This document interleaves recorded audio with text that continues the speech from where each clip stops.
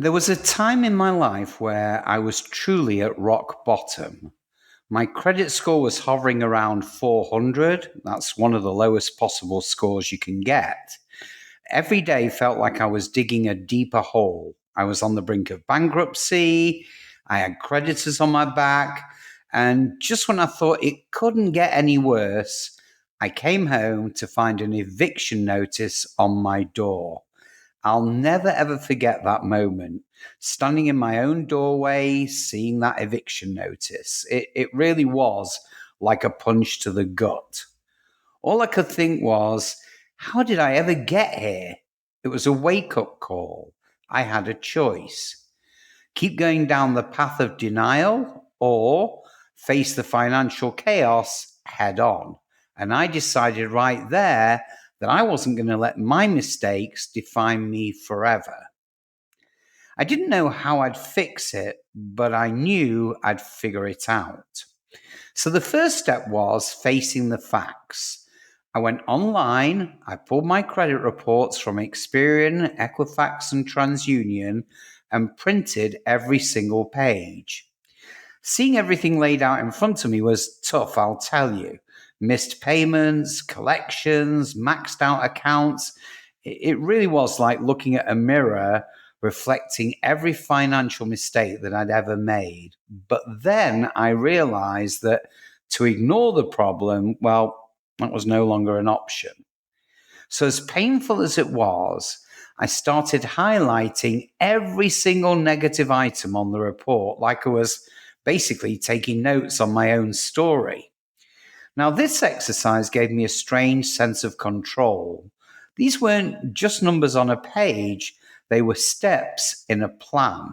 And I remember telling myself then, every mark on this report is a challenge I'm ready to tackle.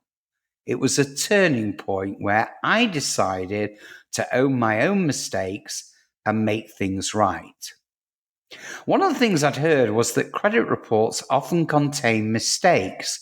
So I started taking a closer look, and sure enough, I began to find things that just didn't seem right. There was a late payment that I knew I'd made on time and an account I didn't even recognize. So I started learning about the dispute process and I discovered I could correct these errors. So I submitted disputes to each credit bureau, attaching bank statements and the proof. Well, the process was frustrating and slow. I had to follow up, resend documents, and wait. But eventually, some of the errors were corrected and my score ticked up. It felt like validation, I can tell you, like my effort was starting to pay off. And for the first time in months, I started to have a little bit of hope. The collections accounts on my report felt like a mountain I'd never climb. So each one represented a part of my past that I really wish I could have erased, but I knew, again, I had to face it. Now, I'd read about pay for delete agreements where you offered to pay off a debt in exchange for the agency removing it from your credit report. And because of that, I started calling. And let me tell you, calling these agencies was terrifying. My hands were shaking and I really felt like backing out, but I kept going. Some of these calls ended with a very hard no, others with agents who clearly didn't care. But every once in a while, I'd get someone willing to negotiate, and I secured a few pay for delete agreements. And seeing those collections finally disappear, well, let me tell you, it was a huge relief. I was breaking free of the chains that were holding me back. My next battle was my credit card debt. My cards were maxed out, and obviously my credit utilization was crushing my score. But with limited funds, paying them down felt almost impossible. So I decided to get creative. I focused on my highest interest card first and threw any bit of extra cash that I had at it. I created what I call my credit repair jar. And any spare change, any little bit that I saved from cutting back on takeouts, well, it went straight into that jar. Now, it sounds silly, But that jar eventually became my secret weapon. Every dollar I paid towards those balances was a step forward. And bit by bit, my utilization dropped and my score began to rise. And what it did teach me is that persistence, even in tiny actions, can add up. Next up, I needed positive credit history.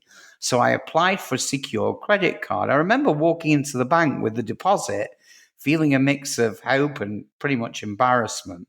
But I did know that a secured card was my way to rebuild. I kept my spending low, never going above 30% of the limit, and paid it off in full every single month. And let me tell you, that little card became one of my biggest allies. It added positive history to my report, and every on time payment, well, felt like it was a vote of confidence in my own future.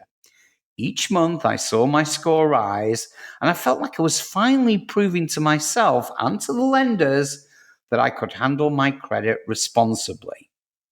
Now, one of the biggest mistakes before was missed payment. So, what I did do is I created a system and I automated every bill I could and set reminders for those that didn't allow automation. I even created a payment calendar on my phone, marking due dates as a visual reminder. Now, every time I checked off a payment, again, I felt like I was taking back control. And trust me, I didn't miss a single payment from that point on. And my on time payment streak actually became a cornerstone of my rebuilt score. Now, it sounds simple, but that small habit alone had a huge impact on my journey. My score started to climb every month, and I finally felt proud of my progress. After nearly a year of hard work, disputing errors, negotiating debts, paying down balances, and keeping my payments on track, I logged into my credit monitoring app and I saw the number I'd been waiting for: 800! My credit score was 800. I'd gone from one of the lowest scores possible to one of the highest. But believe me, it took every ounce of patience, discipline, and resilience. I just sat there staring at the screen. I was almost in disbelief. A year earlier, I was struggling, but now I felt like I'd finally regained control of my life. This was my proof that the journey, as grueling as it had been, was worth every single step. Now, I share this story because I know how hard it is to be at the bottom. Credit problems can make you feel hopeless, but I'm here to tell you that bad credit doesn't have to be the end. If I can take my score from 400 to 800, you can too. Now, I never said it was easy, but it's possible. I learned every part of credit repair through my journey, and it literally changed my life, as you can imagine. So do me a favor, guys, if this story resonated, or if you even found hope in it, please like, comment, and subscribe, because together we can help more people take control of their credit and reclaim their futures. Remember, your credit score is just a number, it doesn't define you. So let's make it a number that empowers you. Have a great day, guys.